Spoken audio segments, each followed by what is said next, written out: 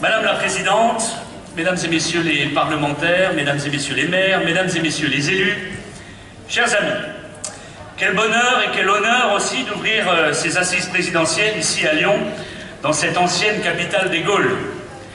Nous sommes tous ici réunis dans un seul but, dans une seule idée qui brûle dans notre cœur, faire gagner Marine et faire gagner la France. Vous êtes venus de partout dans les départements voisins, parfois même d'un petit peu plus loin. Vous êtes venus pour entendre celle qui, au soir du 7 mai 2017, sera élue 8e président de la 5e République française. Elle est l'unique recours. Ces propositions de bon sens, élaborées en lien direct avec les besoins de la société civile et les forces économiques vives de notre pays, seront demain les plus efficaces. Il faut réparer le bateau France et redonner aux familles, aux actifs, aux retraités un pouvoir d'achat digne de notre société. Un patriotisme économique et social qui sera demain le garant d'une France unie, apaisée et déterminée à retrouver son rang dans le concert des nations. La France n'est pas un îlot ou un confetti au milieu des géants. Les puissances de l'argent et de certaines idéologies ne peuvent rien face à la volonté indéfectible de protéger notre pays dans tous les domaines, quels qu'ils soient. L'amour d'un fils pour sa mère, l'amour d'un patriote pour sa terre charnelle appelle à un plus grand sens du sacrifice, de l'honneur et du devoir que n'importe quel autre amour, qu'il soit d'argent ou du pouvoir. Cela, personne ne pourra nous l'enlever, ni nos adversaires politiques, ni certains médias.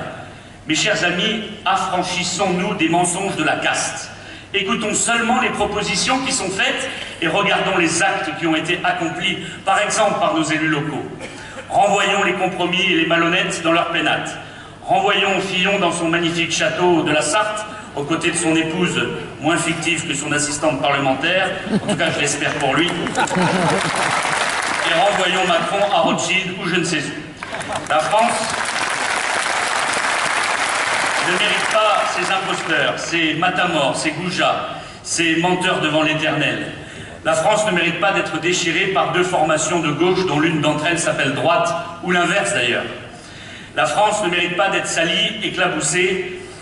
D'autres voies, d'autres alternatives sont heureusement possibles. Et avec la victoire écrasante de Donald Trump, par exemple, nous voyons que c'est possible. Victoire écrasante puisqu'il a réussi à emporter la bataille face à tout le système réuni. Il a gagné face aux fake news et aux polémiques nauséabondes. Il a gagné face à ses adversaires pro-guerre, pro-finance, ultralibérales et aux communautaristes.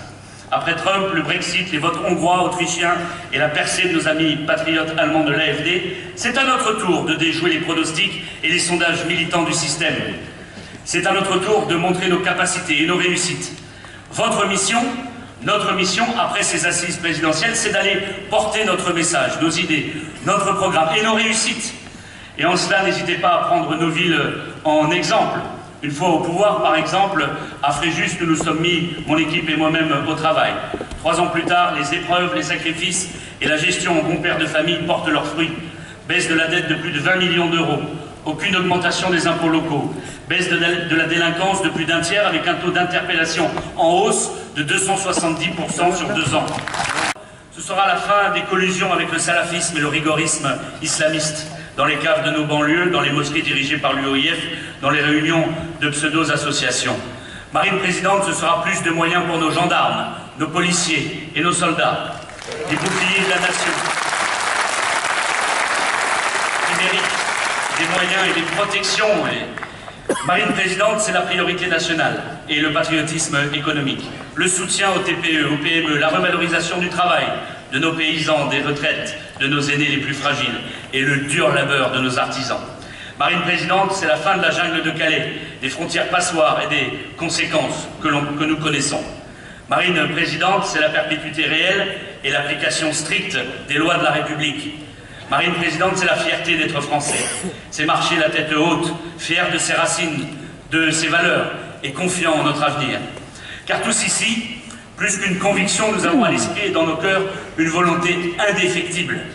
Que la France renaisse de ses cendres, que la France se libère des chaînes de la pensée unique, que la France s'affranchisse des technocrates sans âme de l'Union européenne. Bref, que la France soit souveraine, juste et libre.